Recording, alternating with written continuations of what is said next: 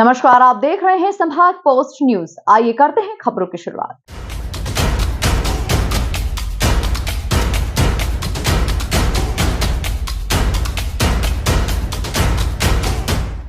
इन दिनों मालवा निमाड़ की मौसम में एक बार फिर करवट बदलती हुई दिखाई दी और हल्की सी बूंदाबांदी के साथ ही जबरदस्त ठंड के हिचकोले देखने को मिले।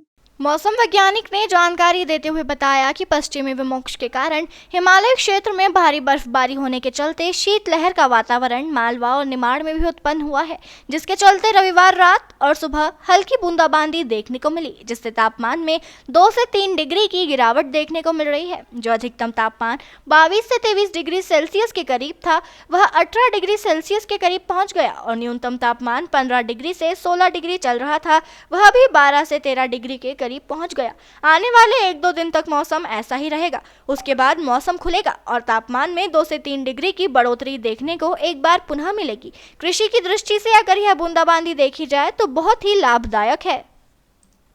अभी वर्तमान में जो मौसम में परिवर्तन आया था उसकी पहले से फोरकास्ट थी कि एक पश्चिमी विक्षोभ एक्टिव हुआ, जिसकी वजह से हिमालय क्षेत्र में काफ़ी बर्फबारी हुई और हवाओं की दिशा में परिवर्तन हुआ, जिससे उत्तर नॉर्थ की हवाएं चली। उसकी वजह से हमने देखा कि 2 दिन पहले मावठे के कारण मालवा और निमाड़ के कई जिलों में हल्की से मध्यम बारिश, यानी कहीं कहीं बूंदाबांदी, तो कहीं कहीं जो अधिकतम तापक्रम है वो 20 और 21 के पास पहुँच गया और जो न्यूनतम तापक्रम है वो भी घटकर 12 और 13 डिग्री के आसपास पहुँच गया। अगर हम कृषि महाविद्यालय इंदौर ऑब्जर्वेटरी की बात करें तो हमारे यहाँ पे कल 2 mm पानी दर्ज किया गया और जो अधिकतम तापक्रम है वो 18 डिग्री दर्ज किया गया और जो न्यूनतम तापक्रम है वो 13 डिग्री दर्ज किया गया।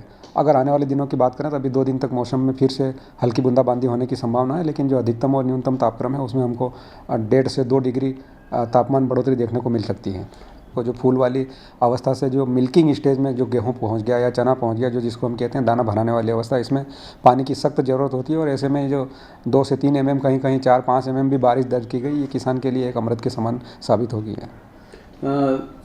सर, ये इस बारिश से किन किन फसलों को लाभ और किन किन फसलों को नुकसान हो सकता है? किसान की दृष्टि से अगर देखें तो अगर ये लंबे समय तक अगर रह जाता है तो फिर जो सेंसिटिव क्रॉप हैं जैसे मटर हो गया, चना हो गया, इसमें नुकसान होने की संभावना रहती है। पर अभी ऐसी स्थिति नहीं है क्योंकि 1-2 दिन में ही पानी खुल गया और धूप फिर से निकल गई है, तो ये नुकसान वाली तो कोई कंडीशन नहीं है। पर जो कपास है, कपास की सूनिंग में थोड़ी सी 1-2 दिन की प्रॉब्लम आएगी, बाकी फसलों के लिए सब लाभदायक है। आपका नाम? डॉक्टर HL खपेड़िया, नोडल अधिकारी, ग्रामीण कृषि मौसम सेवा, कृषि महाविद्यालय इंदौर।